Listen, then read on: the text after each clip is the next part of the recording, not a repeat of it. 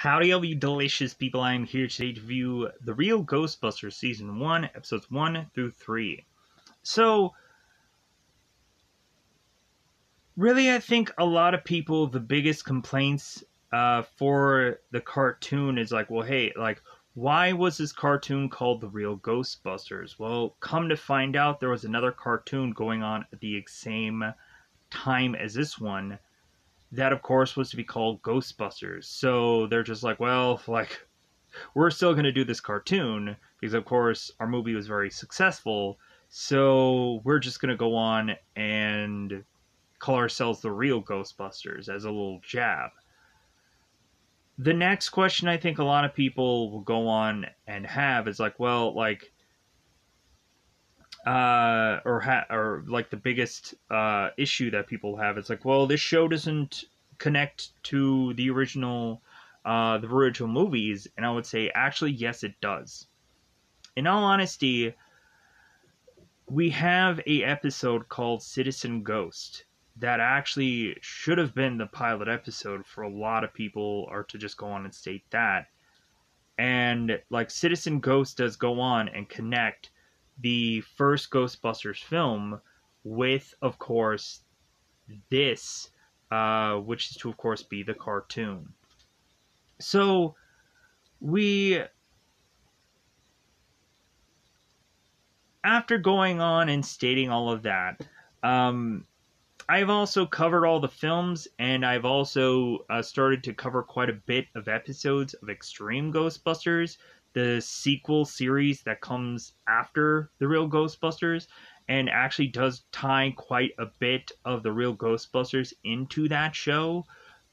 So for anybody who is to go on and be like, well, I never saw like Extreme Ghostbusters, but I saw this show, like, what is Extreme Ghostbusters about? Like, I've covered quite a bit of those episodes, and at some point I probably will have to go on and just connect them both together as far as a like a playlist, because it's basically like the shows are sequels to one another, or like the Real Ghostbusters original and Extreme is the sequel. So with that said, so The Real Ghostbusters, these first 3 episodes, I would have to say that the first 2 are, like, I think good and fun, so like easily good episodes. But I think the 3rd episode is a little bit more thinner. It goes on and is to like give us this haunted house thing, and then it kind of is like, well, like, let's forget about the whole haunted house thing and let's go just right back to the firehouse. And so I was like that episode is kind of thin and not as good as the others. So speaking of these episodes, we have the pilot episode, of course, that is titled Ghosts Are Us, where we, of course, have in the pilot episode, we have our Ghostbusters making their way to this this chocolate factory, or this chocolate manufacturer, to go on and bust these 3 ghosts: Slug, Snarg, and Zoink.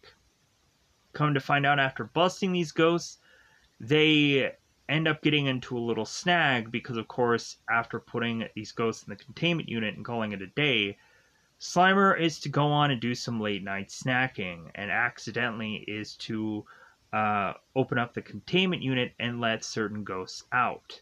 So we then go on to have the Ghostbusters realizing that they are going to soon be pushed out of business because I guess Zonk, Snarg, and Slug are the only ghosts in town. So, because both of the, so what ends up happening is we have these 3 ghosts that are seeking out revenge, and so they're going on and doing all of these calls and sending the Ghostbusters out on this chase to be the first one to this case, but come to find out, both Slug and Snarg are to have already caught this ghost and are to be calling themselves Ghosts of Us. So we have the Ghostbusters that are realizing it's like, well, okay, like, I guess, like, these people are just going on and kind of taking over. And come to find out, we'll have that idea being played over and over and over again through a number of certain episodes. Like, we have, like, ideas like Robo Buster, or we have, like, the People Buster episode where the Ghostbusters go through, like, another dimension, and, like, we, of course, have that play out. So, like, there's a number of similar kind of episodes that kind of end up getting used. They're similar to the pilot. And so, Killer Watt. We have Killer Watt, who, of course, is like this elemental ghost. He, of course, is to make his way in through electricity. And so, here's where we're going on and talking about, like, power plants and furnaces and generators, and bizarrely at some point in the second episode, Janine is having to go on and create this bike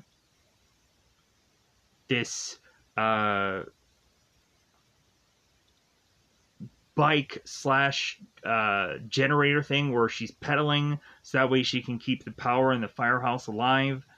And so the Ghostbusters go on and completely forget that Janine is pedaling. And they're like, yeah, like, is she still pedaling? Do you think she is? Do you think she gave up?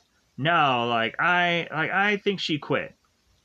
And so we go on into the third episode, which of course is a homage to Mr. Rogers, which of course is Mrs. Rogers' Neighborhood, which, in all honesty, to me, it feels similar to the Extreme Ghostbusters episode called Home is Where the Horror Is.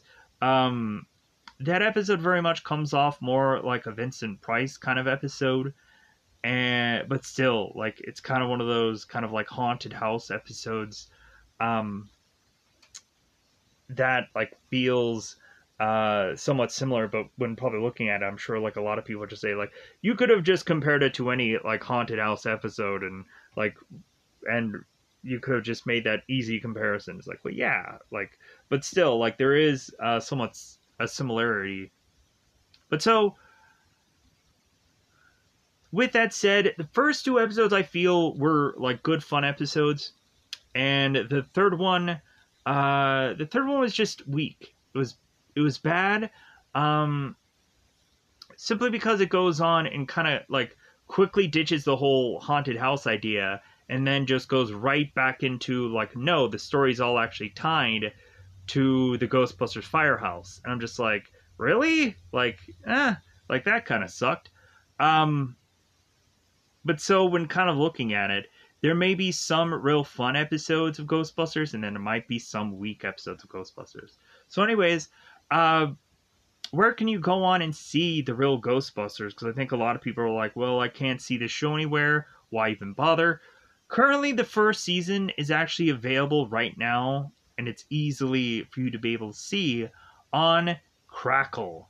So yeah, definitely go on and check out Crackle to be able to watch the real Ghostbusters. You can watch the whole first season on Crackle, and then after that, there is also to be, like, YouTube. Like, seemingly every single episode that I watched on Crackle, I also went on to see that it was also available somewhere on YouTube also. So if you want to just watch it on YouTube, then do that. Not having to need to go on and even download an app to be able to do that. Also, when it gets, like, if this series goes so well, if people are interested, I'm going to, of course, possibly even continue it past the first season, because, of course, I would like to go on and cover, like, all 7 of the seasons. It may take me a million years to do so, but if I, of course, was to have gone on and cover, like, 3 episodes at a time every time or whatever, like I think I can make a huge dent uh, within the show at some point.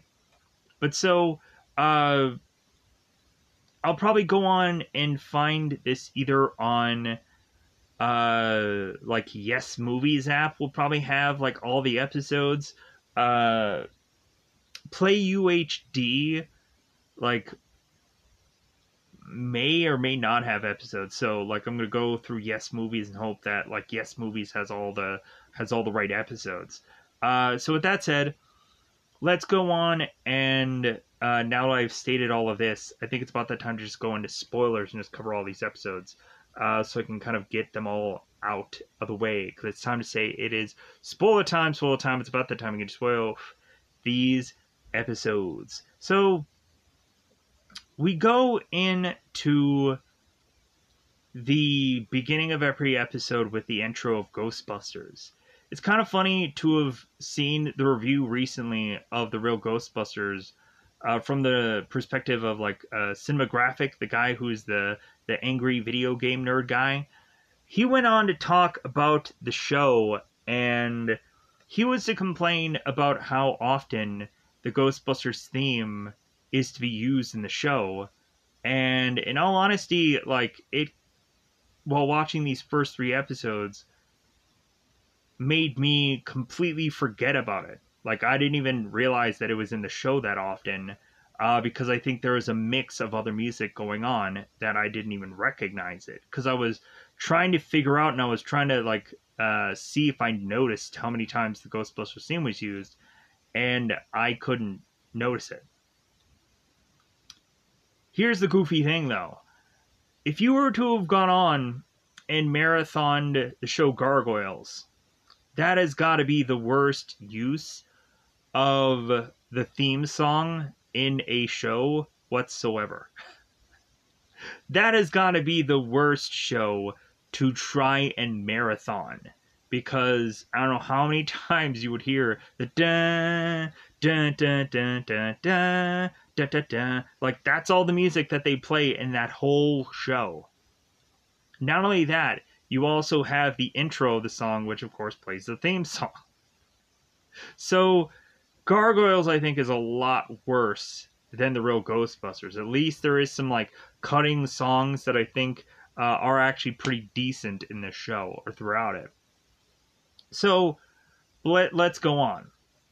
So into this pilot episode, we of course have the Ghostbusters make their way to Conrad's, which of course is a chocolate factory, it seems, that is to be experiencing some problems, because as the Ghostbusters are to make their way to this location, we all of a sudden have a huge amount of chocolate, as if it is almost raining chocolate down on these people.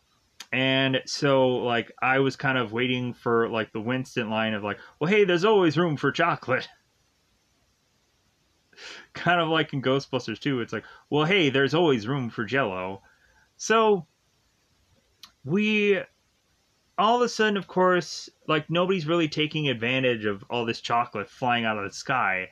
But, of course, Slimer. Slimer's going on, like, and he's like, he's taking in all of it. Peter, yeah, I know how to sound like Slimer at some points, but I'm not going to go on to do that often in the show unless it's funny. So we go on, and we of course have Slimer, who is opening his mouth as wide as possible, and he's getting fairly large with all this chocolate just compiling in on him, and he's just enjoying it for what it is. So we have the Ghostbusters going into Conrad's, this chocolate factory. And so, come to find out, the guys are trying to figure out where these ghosts are. Then we end up seeing Slug, who is to be kind of like the smaller out of the 3. And he, of course, is very red. We have Snarg, who is kind of this like Marge Simpson-looking ghost. That she, of course, is heavily pink. She has these big, fat lips. And then we, of course, have Zonk, who is kind of like this adult baby that has this like one strand of hair, and we consistently have Slug who is telling Zonk to comb his hair. And Zonk is just so bizarre.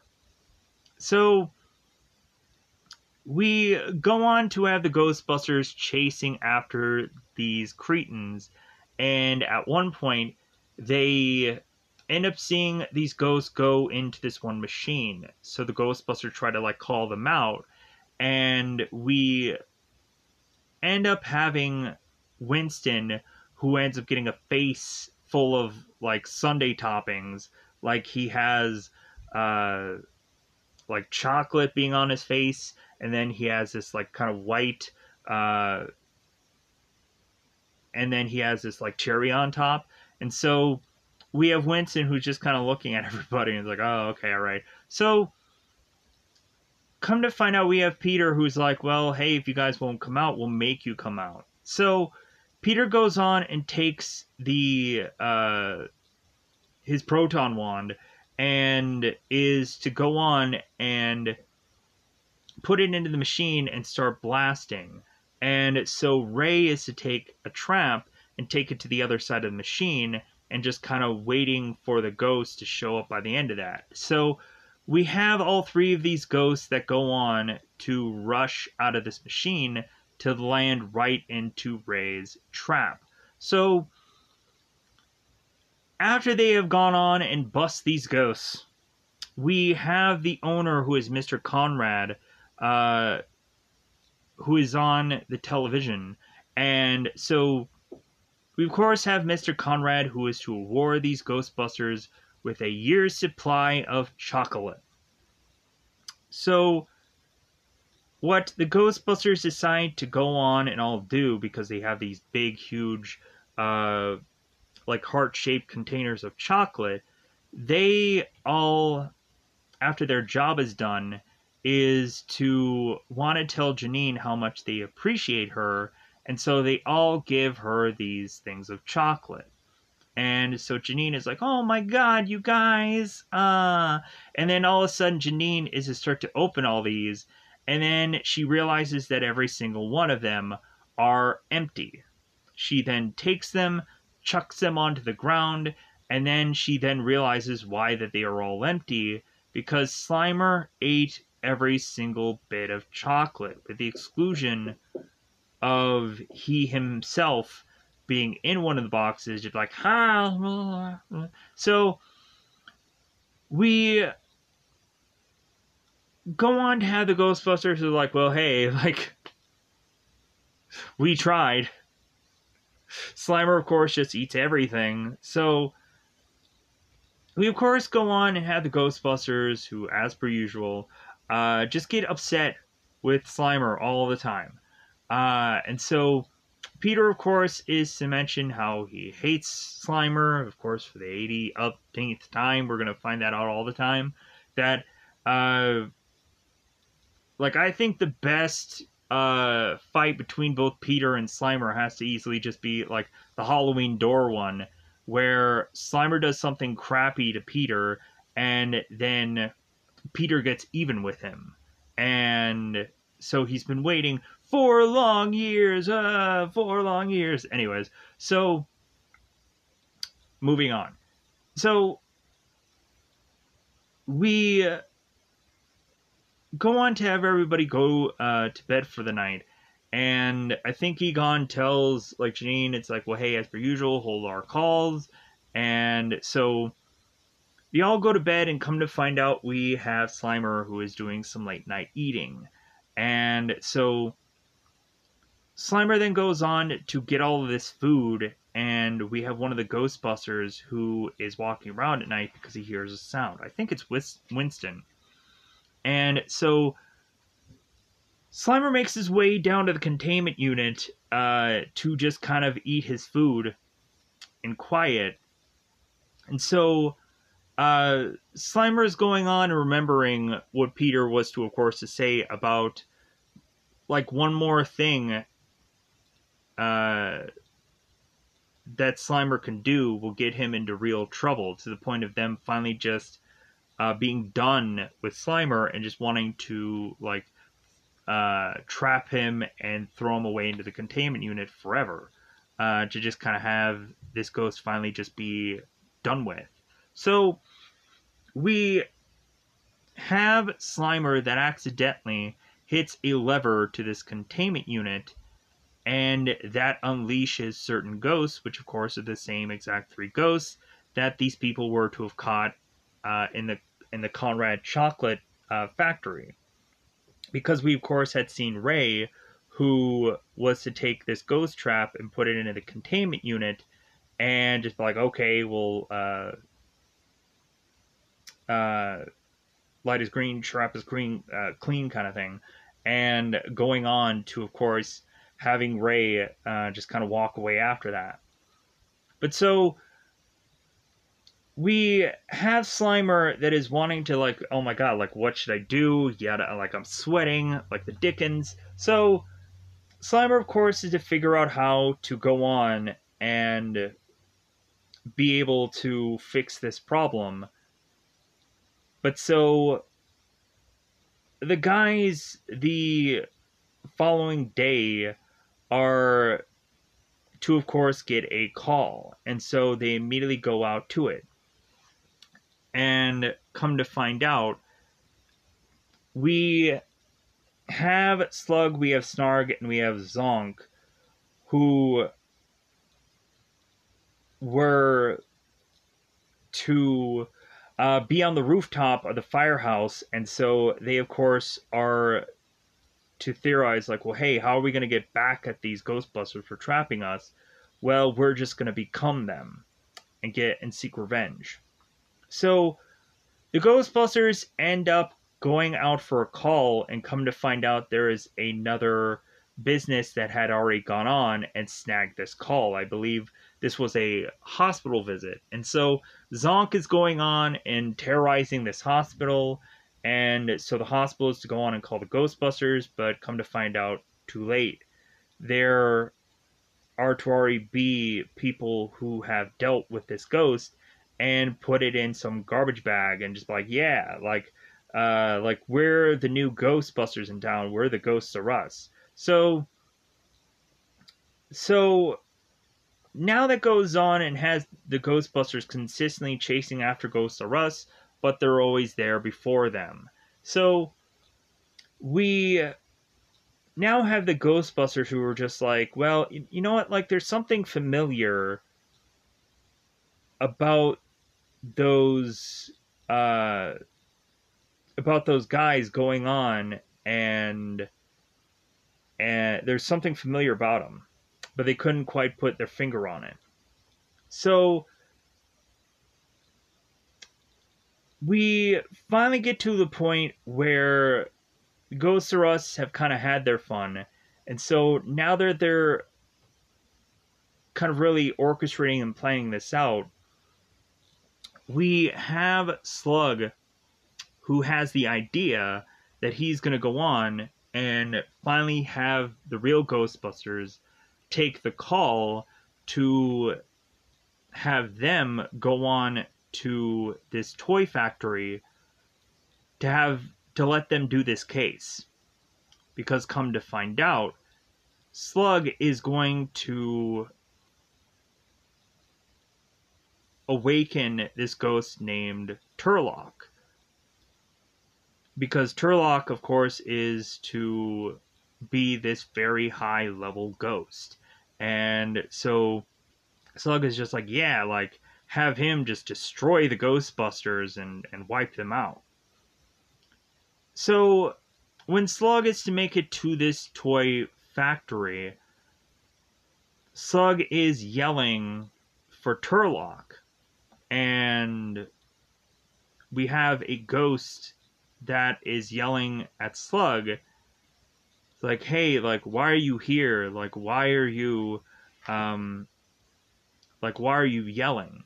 So come to find out, like, a lot of like the heavy, more powerful ghosts, a lot of them through this series like just don't like to be bothered, They just like to just be in their abandoned place, and that's it. Like we have in the episode, like Take Two, where the Take Two monster is just upset because everybody's being so noisy. And so we go on to have the ghost in that episode who just wants everything to be quiet, to the point where Egon is to figure out a way to get rid of that ghost in that episode. And maybe if this goes well, we'll get there. Maybe. I don't know. So we go on to have who we think is actually Turlock, come to find out instead will just be this this toy ghost, class 10 ghost. And so they don't call him anything other than that, because the guy's name is not even Turlock.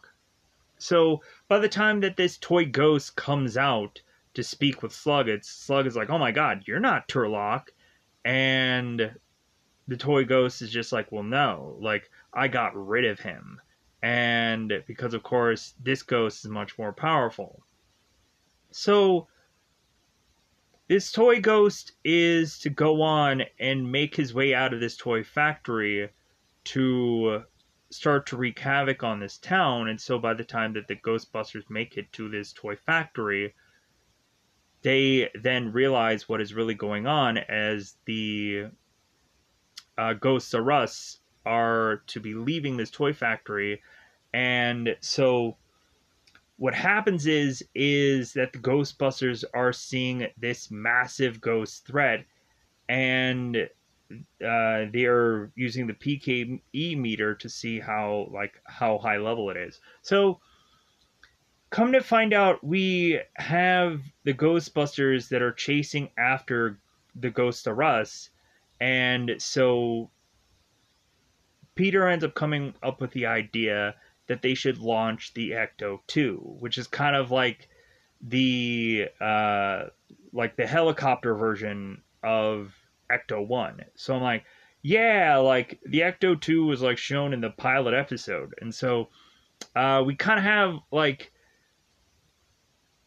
this be almost kind of like Batman in a way for Ghostbusters, how they have like certain different like numbered versions and stuff like that, where the funny thing of it is for Ghostbusters 2, the Ecto 1 that is in Ghostbusters 2 is called Ecto 1A. And so there seems to be like a wide different kind of varieties of like this is almost kind of like the Iron Man of Ghostbuster stuff. And I know that's a weird, goofy comparison, but it is what it is.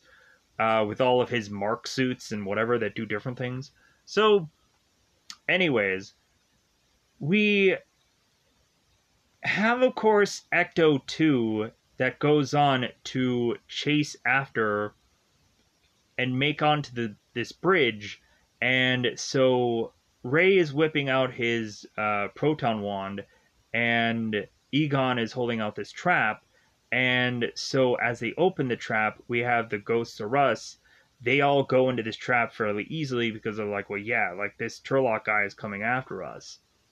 So we, of course, go on and have Ecto 2 noticing that the toy ghost has gone on to possess a number of toy items and is starting to wreak havoc. We have a number of odd-like things that this ghost possesses, like a big, massive, like monkey symbol is kind of like on top of it, and then we have this Jack-in-the-Box that's kind of its middle piece, and then we have this like big wheel that is to kind of like get it around.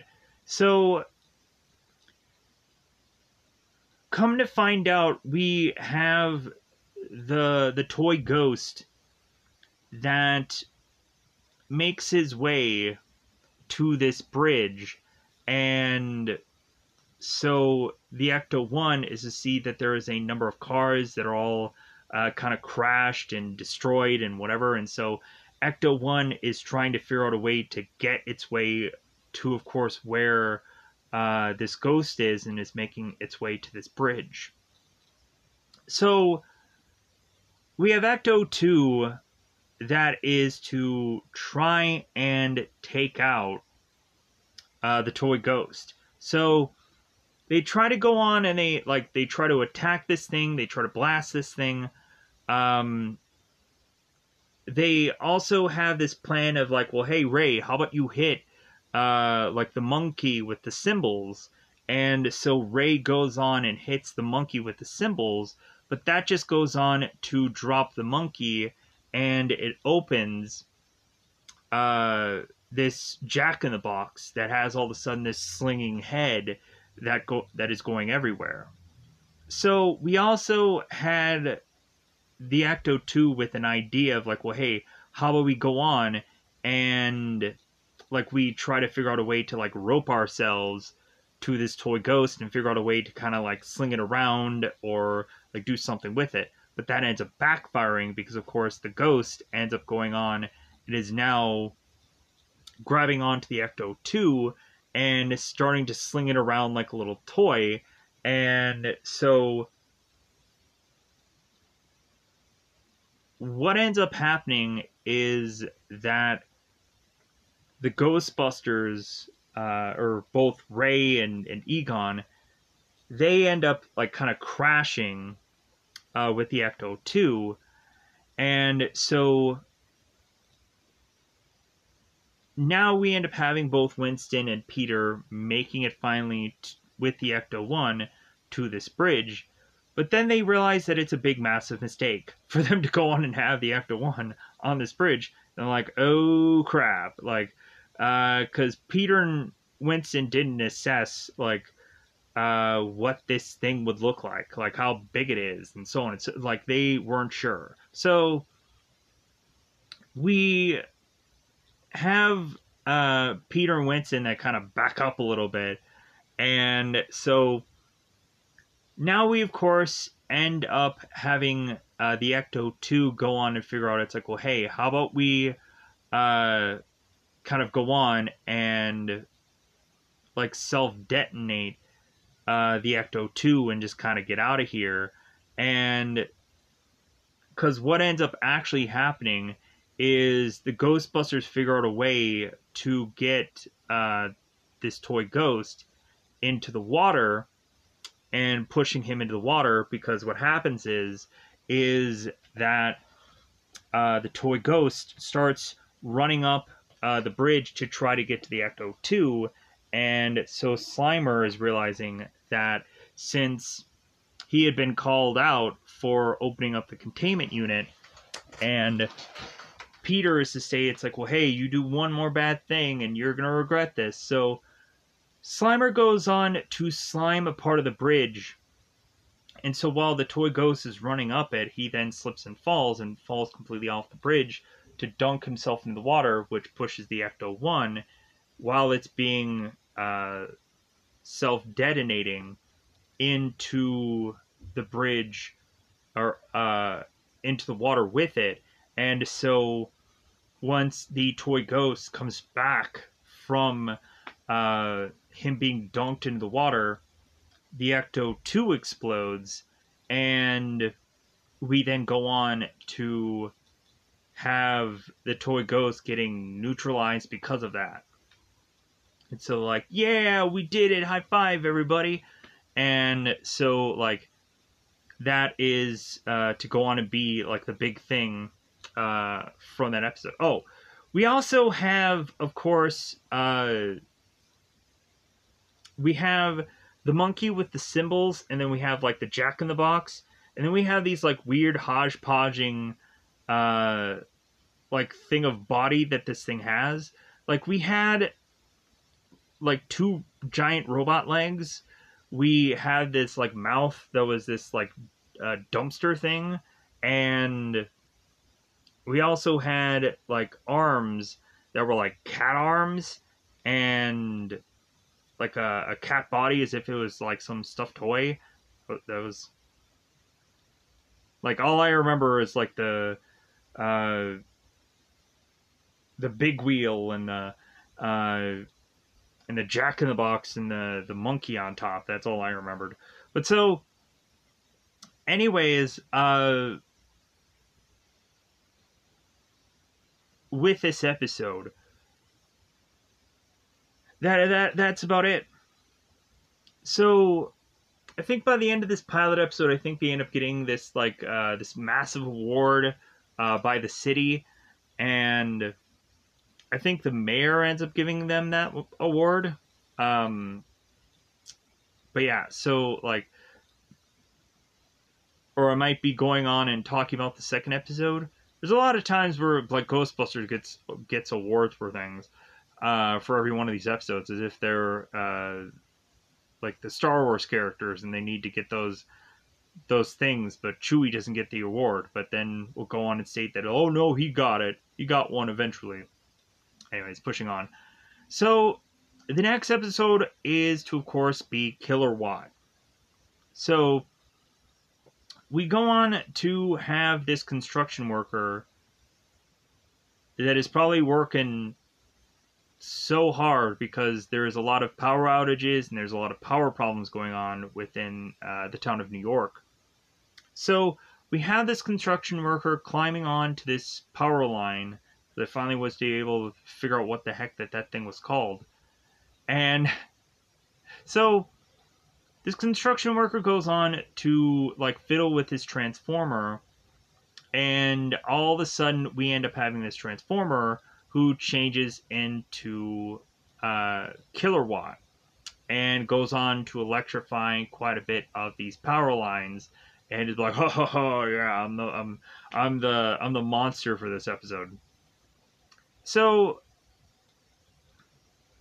we then, of course, go on to have Ray, who is making food, as he is to have this family recipe that looks kind of like gumbo or something that he is wanting to go on and give to the rest of the Ghostbusters, and not a lick of them are at all interested.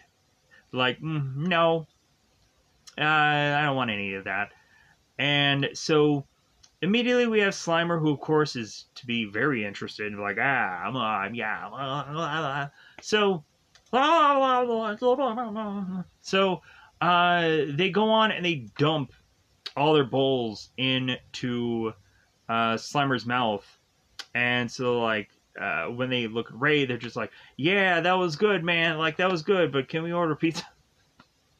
So you would have thought, like, once they were to go on and get this call, you would have immediately assumed that they would have been, like, grabbing a burger or fries or something. And maybe if they were to just be nearby this department store anyways, they would have probably grabbed something.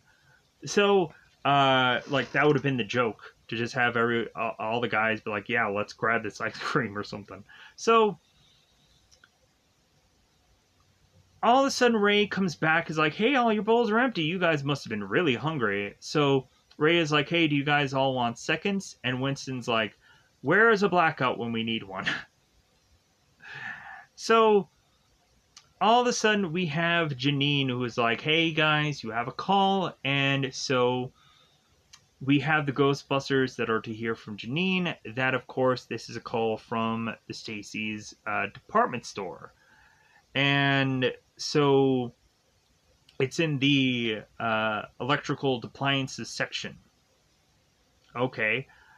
So they end up going on to take this call, and I thought that this was so cool. Immediately, this was giving me like Ghostbusters Afterlife vibes, in all honesty, because when Paul Rudd ends up going into that Walmart store, and all of a sudden we have all the Stay Puffs, and then we get the Terror Dog kind of getting through that store, like, it's like, man, like, this episode honestly should have been what Ghostbusters Afterlife like should have tried, but it didn't. Instead, it just gave you a bunch of just mini puffs and terror dogs, and we're supposed to have been satisfied by that. So, anyway, so we go into the Stacy's department store with a number of possessed appliances. So we go on to have like this big, massive oven that is to go on and be this monstrous thing. A lot of vacuums that are going on and attacking Winston and Ray. We have all four of our characters trying to go on and figuring out how to, like, well, hey, like, how are we gonna fight against these things, as like some of the characters are getting like the proton wands like vacuumed. And so Peter immediately just says, is like, well, hey, just blast them all, like, we'll figure out how to like get the ghost part out of them later. So come to find out that actually ends up working. And so they start blasting all the appliances, and slowly but surely, we start to see ghosts come out of them. And so they start trying to trap all of the ghosts, and so they start figuring out the pattern. So we have both Winston and Ray who are kind of getting choked up by these vacuums, but they figure out how to beat them. We have at one point where these vacuums are dragging off Egon to be kind of to be eaten by this oven. Ray ends up helping, Peter ends up helping Egon through that problem to kind of figure out how to trap these ghosts. So we go on and have everybody just go on and get all these ghosts and get them all out of the appliances together, and then they trap them all simultaneously. So after that is all said and done with, we should immediately had any number of the Ghostbusters like, well, hey, like, there's a pizza joint nearby. Let's sneak over there and just grab a slice. Hopefully Ray doesn't know what we're doing. So after they go on and they do the Stacy's department store, we then are to, of course, go on and have all the guys go back to the firehouse. And we then go on and have them find out that there, of course, is to be all these power surges. And Egon's like, well, I have a plan, and like, nobody worry, because of course, like, for any time that the power is to go out, Egon has I have a backup generator. So come to find out, we are to think like, oh, all is saved. Egon has this plan. And I'm also thinking, how much power does the containment unit like take to power up all the time? You would think that the Ghostbusters would have to be like millionaires to keep that like thing afloat. But when thinking about it in the movie Afterlife, like, Winston just somehow becomes a millionaire. So like, I guess he has no problem being able to like fund that. But still, how do these Ghostbusters go on and be able to keep their like keep the power flowing in a number of their things of equipment? So that is like the always problem that I have with the show. Plus, also, we had like Egon that like gives up being a Ghostbuster for a while. It's like, well, how is it that the containment unit still has like power going into it? Like, unless there is some other kind of power source that Egon has figured out how to keep that thing alive. Anyways, like some kind of different kind of generator that's like solar powered or something. I don't know. I'm just coming up with something, spitballing. So we, of course, go on into the rest of this episode. So all of a sudden, we have the generator that becomes a ghost, and it is running off. And they're like, oh my god, we don't have a generator. The containment unit is going to explode soon. And Peter is mentioning, like, hey, everybody, take your vacation time now, because this containment unit is going to explode. So we and all the spirits are going to come out of it, like in the first Ghostbusters film. where of course the containment unit had erupted.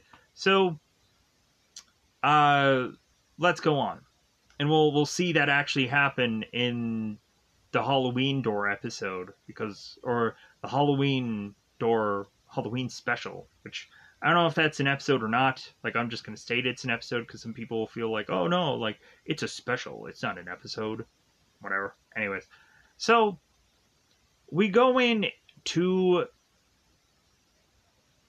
have the guys take the generator from the car, and they hook up this bicycle that Peter finds outside. He's like, what can we use? And then he ends up finding this kid with his bike, and so Peter ends up stealing a bike from a kid as if he's Tom Hanks from Castaway. Peter takes this bike from a kid and goes on to now have Janine just pedaling away to her heart's content to keep this power going for this containment unit.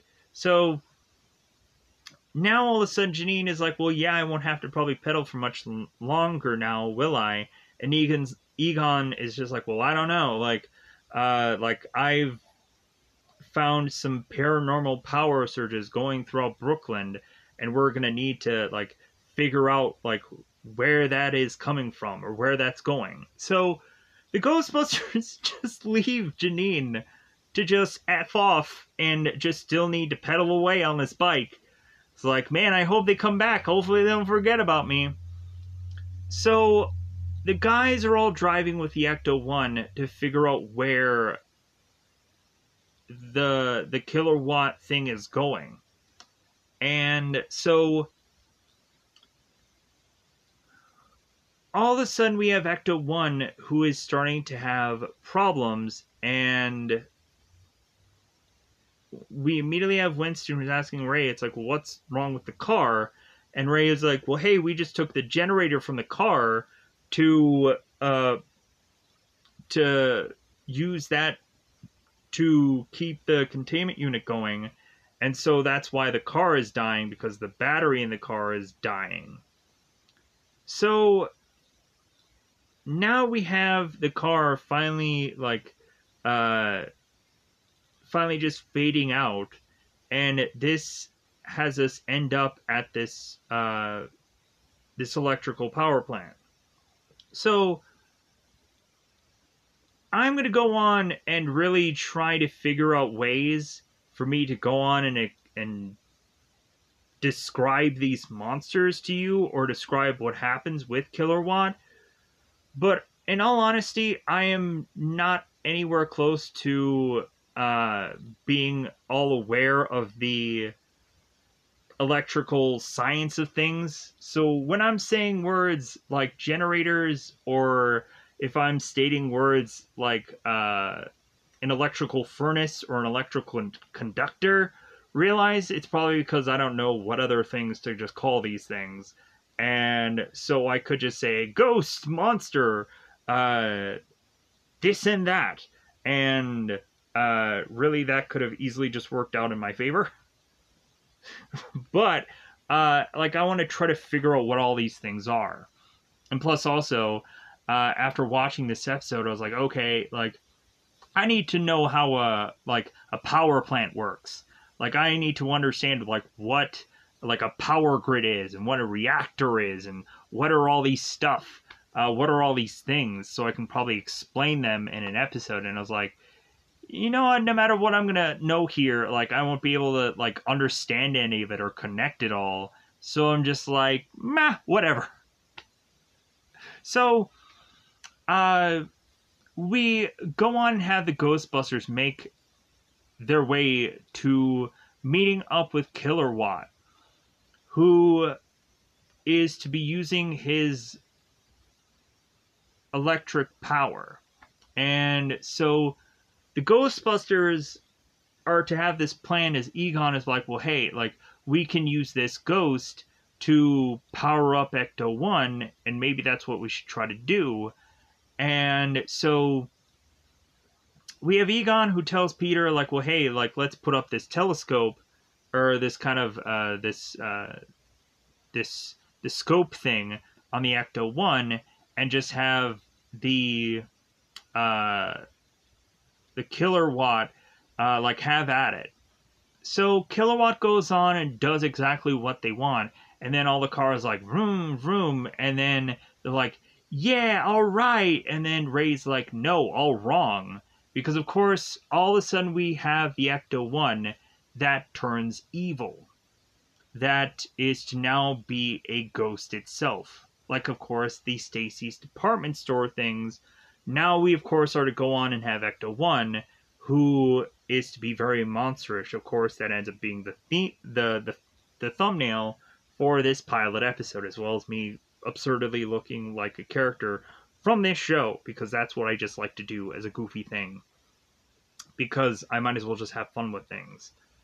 So, we excuse me, we go on to have Ecto-1, who is chasing after all of the Ghostbusters, and this is a real funny a scene here, because in every single supernatural show we always have it to where there's always a car that goes after the characters. Like, every time any show is to have a certain car, that car at some point will run wild on its own main characters. Or if there was to be motorcycles, same thing. It always is to be that same kind of thing that happens. So we have the Ecto-1 chasing after the Ghostbusters, and so the Ghostbusters end up going into the power plant. So what ends up happening as the Ghostbusters make their way into the power plant, as Kilowatt is getting stronger, because of course he is feeding off all of these generators and feeding off all the electricity and all of the power. So come to find out, Kilowatt is to find all of these generators and all of these power plant pieces to then go after the Ghostbusters. Start to tie them up or fling them into things to where they can possibly be eaten, but not really killed. So we have the Ghostbusters who come to kind of blast their way through these things and get to the point where they are all to re-meet up back, where of course the Kilowatt has gone into protecting itself by putting itself into this electrical furnace, it looks like. Or just this metal conductor of sorts that is to try and be able to have even more so Kilowatt trying to siphon even more power as Kilowatt is to become bigger and more powerful and yada yada yada. So I would have immediately thought the way of which to defeat this thing, it's like, well, hey, give it endless amount of power till it just explodes and neutralizes itself. Come to find out, that is to not go on and be the case for this. So instead, we of course go on and have the Ghostbusters try and outsmart Killerbot, because we have Peter that goes in and blasts, goes on to blast the proton wand into Killerbot, and he just starts consuming it. And so Peter is like, oh, I guess Mikey likes it. So they're going on to try to figure out the right way to take down this entity. And so the plan is for them to go on and try to figure out how to kind of get rid of the power, to try to figure out how to take all the power out. So that way, now this character isn't able to get any more power from anywhere, because of course this thing lives and breathes off electricity. So they go on and they figure out how to knock out all the power, And now all of a sudden we start to realize that Killerbot is, of course, falling over in its massive furnace and or metal conductor. Like, no, I need more power, and then it falls over. So we have Killer Watt then ends up getting out of this metal furnace to then go on and try to figure out a way for him to get out. And so that's, of course, when they trap and bust this ghost. Because, of course, this ghost is in a much more weakened state. But, like, Killer Watt was doing pretty well to the point of the outside of this building, because Killer Watt was become so powerful that this building was even becoming a monster itself. And so I was like, okay, like, that was pretty cool. Like, I liked how they were trying to shift and change this building also, that Killer Watt was to be around. So, with that said, now on to the third episode, which of course we have a Killer Watt in episode 2. We are going to be like, what? When it comes to the third episode.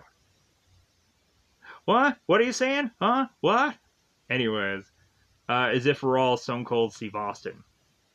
So, we of course now go on into the third episode, which of course is Mrs. Rogers' Neighborhood. The not so good episode out of the 3.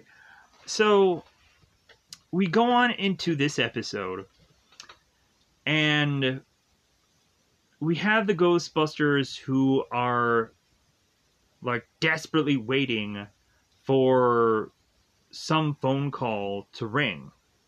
Like, hey man, like, we're so bored. Like, we have, like, Winston, who is stacking all these cards. We have Peter, who is wearing this Ghostbusters hat. And we go on and we have all these guys that are just kind of, like, doing all these things and all this weird stuff because they're bored. You would have thought Egon would have been, like, would have invented, like, 30 different machines. And, like, okay, I'm spent. Because you would have thought, like, that would have been, like, the next thing that Egon would have done. But so instead, all of a sudden, we have Janine who's getting this phone call, and they're thinking, like, oh my god, it's a call, it's a job, like, great. So Janine is like, okay, yeah, alright, blah, blah, blah. And then she, like, hangs up. Come to find out, Janine is to go on and state that this was a phone call from a family or a relative of hers to get some recipe. And they're like, oh, plow. Like, crap. So they kind of drop to the ground and they're all like, man, this sucks. So,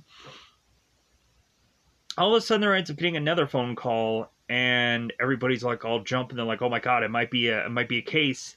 And Peter's like, no, it might just be the dessert recipe.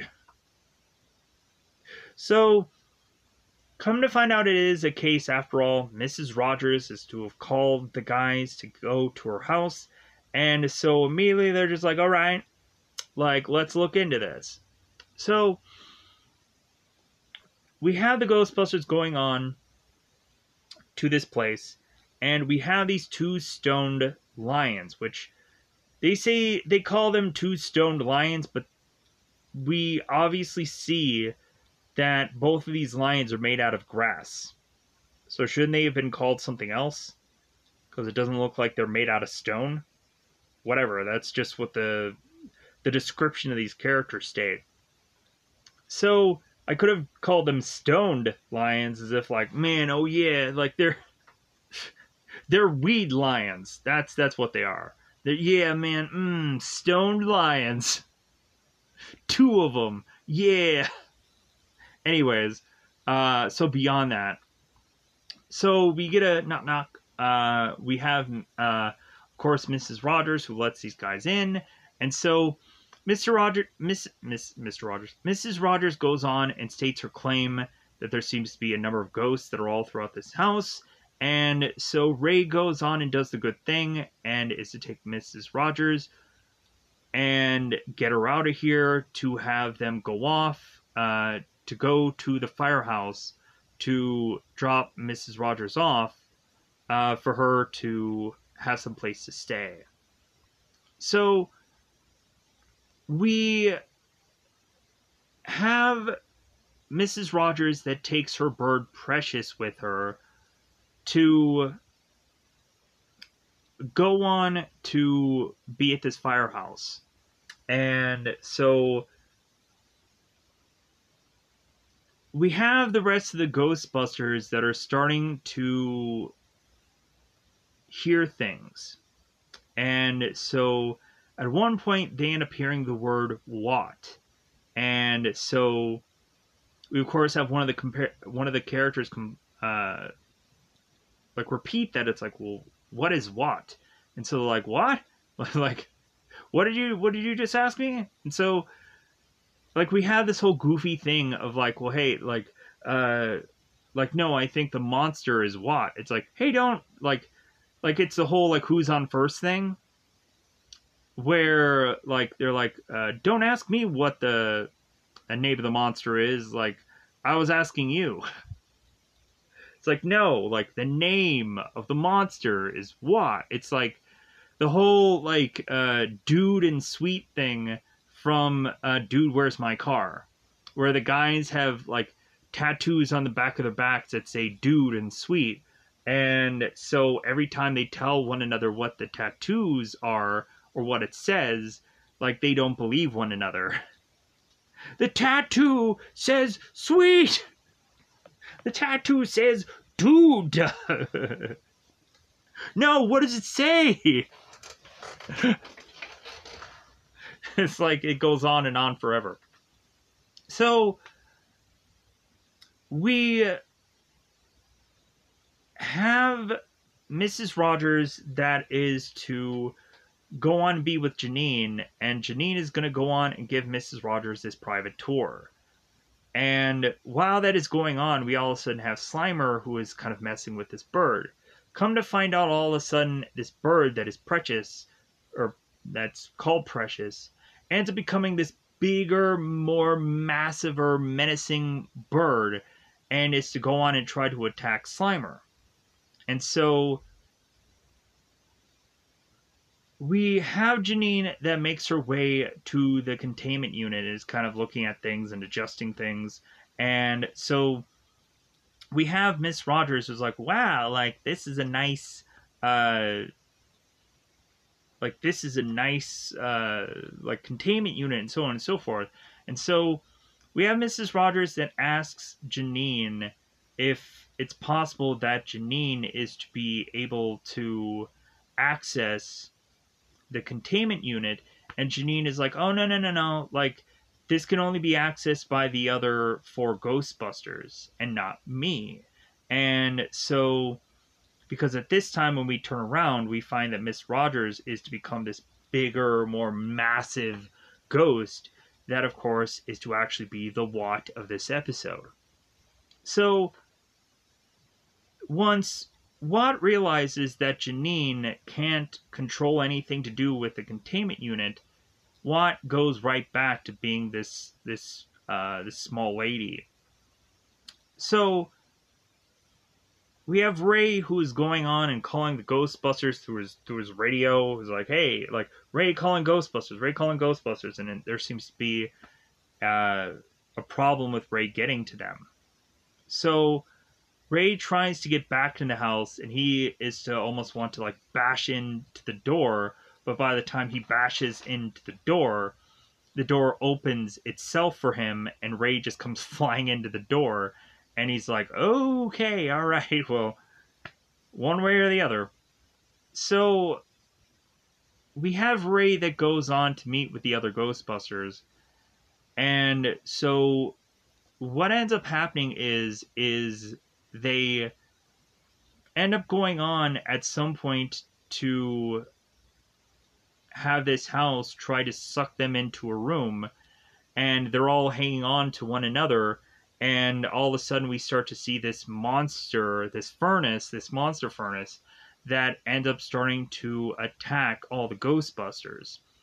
And so they suggest, it's like, well, hey, like, Ray, go on and drop your trap. So Ray drops his trap, and so the furnace ghost ends up consuming the trap, and the furnace ghost ends up exploding.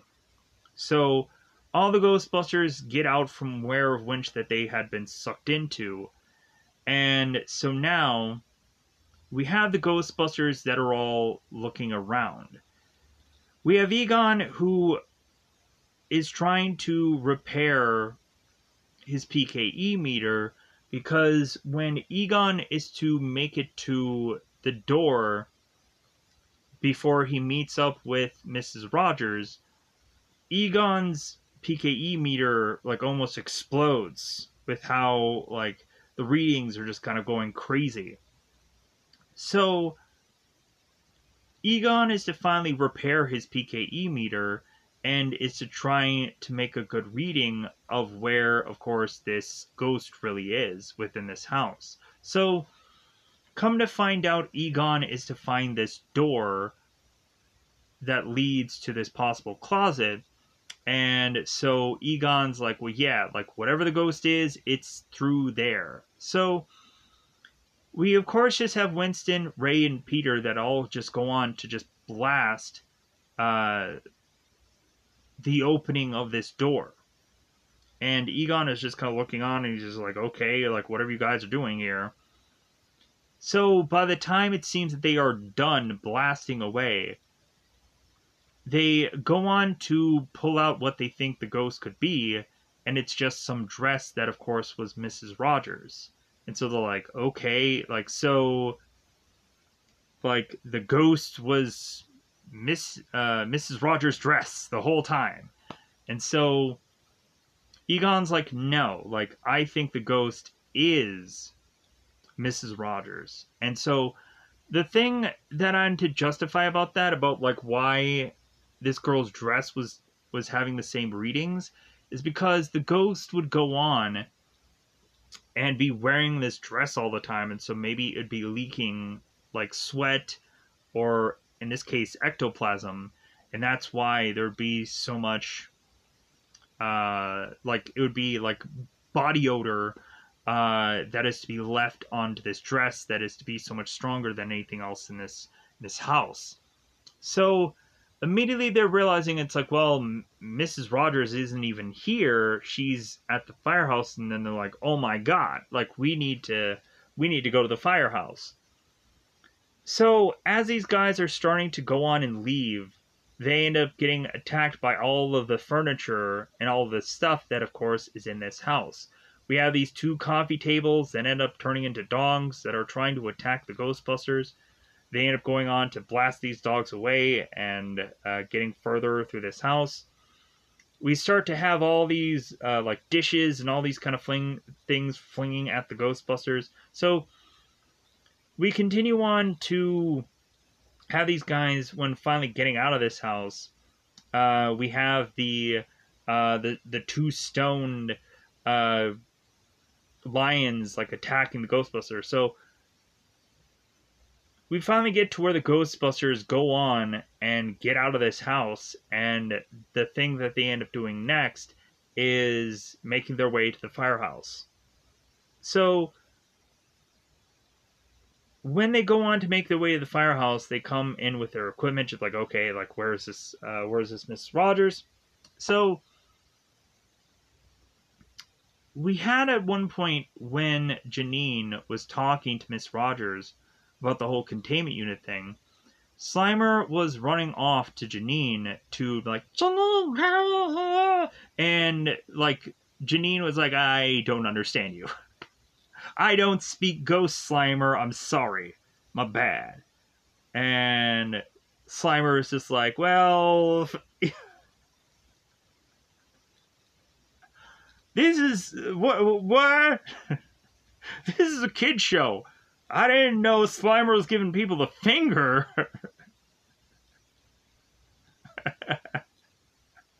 No, but wouldn't that be funny? For all the times that Slimer, like, cannot go on and have anybody frickin' understand him, to the point where Slimer, at some point, finally, through other episodes, is to crack every once in a while and say things or say English, and they're like, oh, okay, that's what he meant. F it, man. Like Slimer hasn't gone on throughout a whole number of years and learned how to speak. Because, of course, we even go on in Extreme Ghostbusters, and Slimer is still just like, like, that's Slimer throughout Extreme Ghostbusters also. To where Slimer is freaking great in Extreme Ghostbusters. He delivers a lot of good comedy, very funny character. I honestly hate what they do with Slimer eventually, towards the end of the show, where, like, it's Slimer and friends, and I'm like, no. Because it becomes more Looney Toony and less Ghostbuster, and that's the one thing that sucked about this show. Like, I think if we go on and have this do really well, surprisingly, I am not going to go on and cover any of the Slimer specific episodes, because that I thought was so dumb about this show. I would rather just go on and cover like a less Looney Toonish Ghostbuster episode. So I'm going to skip every single one of those, because I could not bear to go on and watch anything that wasn't like 100% like the Ghostbusters in it. Even though there are some Slimer episodes, but still, that are to be covered with Slimer or whatever, but still. Anyways, regardless. So, we have the Ghostbusters going on and are kind of looking around. It's like, okay, where's Mrs. Rogers? Come to find out, we have Peter, who is to accidentally get possessed by Mrs. Rogers, and we can obviously find that out by Peter having this yellow skin complexion, and instead of him having this little kind of curly cute thing going on, instead he is to have a much more spiked hairstyle, of which that I am wielding right now. So we have Peter, who is starting to talk to certain people, and like we have Janine, who's like, Peter, like, hey, I'm liking the new do, like this and that, and Peter's like, oh, all right, okay. So we go on to have Peter, who is making his way to the containment unit without anybody realizing it. And so we have Peter that goes on, and one thing that I also should state about Peter, the same guy that does the voice for Peter in the show, same guy that does Garfield. Like, I hate Mondays. I love lasagna. And then we have David Coulier later, the guy from Full House, who does the voice for Peter Venkman, but it feels like his voice is a little bit tweakingly different. Like, his voice is a little bit like of a higher register, I feel, than this Peter's, where like he's like, yeah, Spud, like his is kind of like on that higher register. So, anyways, we have Peter that goes on to want to have this big, huge bird on top of his head the whole time, and Peter is trying to like to control his possessor, and so all the Ghostbusters end up realizing that Peter has made his way to the containment unit room, and so instead of just going on and like trying to run down there to stop Peter, instead all the guys are just standing around. They're like, what should we do? Like, fight it, Peter. Yeah, fight it. And I'm like, run down there, you goose. Run down there and stop him. Like, go on and just, like, blast him a little. You know? Just kind of knock him off balance. do something. Like, sick Slimer onto him. Do, like, just don't stand there. That seems so dumb. So, we, of course, have the guys who are like, well, hey, like, we should try to, like, blast that ghost out of Peter. And they're like, no, like, if we blast into Peter, like, the blast will kill him. And so Egon's like, well, like, if we just go on and adjust the polarity and we do this and whatever. There's always a lot of science jargon that Egon always has to say about, like, adjusting the polarity is normally what he says, or, like, we have to fiddle with this, we have to adjust this, and then, like, there's always some kind of weird proton equivalent that somehow just works in their favor. Like, why not just go on and just have for one episode that they would have to, like, concoct, like, a brand new proton pack or a brand new trap or something like that they're probably never going to go on and use again, but it works for this one instance of story, and it would probably be another prototype that Egon has been working on, because that is to always be, like, the one perfect way to introduce. Or they could Easter egg it. They could have had it in a prior episode and just be like, okay, like, what was that equipment that Egon was working on? And then they justify it in the later episode. Kind of like in the intro for this, for the real Ghostbusters, where they consistently have Egon, like, working on some equipment with Ray, and it's like, oh, okay, yeah, like, busy work for them to do. But you would have thought that they would have figured out or added a way of that equipment to be used somewhere later on in the show to justify the intro. That would have been a cool idea. But anyways. So, man, I'm talking for far too long about all this. And I think that this episode was only an hour. So let's finish this up. So, we go on to have Peter, who is finding his possessor. And then the proton packs are to be adjusted so that way they can go on and take Watt out of Peter. Peter ends up falling over. They end up going on to blast Watt and trapping her. And so that ends up also, like, having the haunted house kind of suck into itself and collapse into itself. And the haunted house ends up getting neutralized because its one thing that was keeping it alive, which was Watt, is now gone. So I would have immediately just said, like, they should have figured out a way to have the haunted house throughout the whole entire episode, and should have kept that there. Going back to the firehouse was just a waste, because why does Mrs. Rogers need, like, it's like why does God need a starship? Like, this woman already has a house with all of these ghosts in it. Like, why does she need the containment unit to get more ghosts? What is the point of that?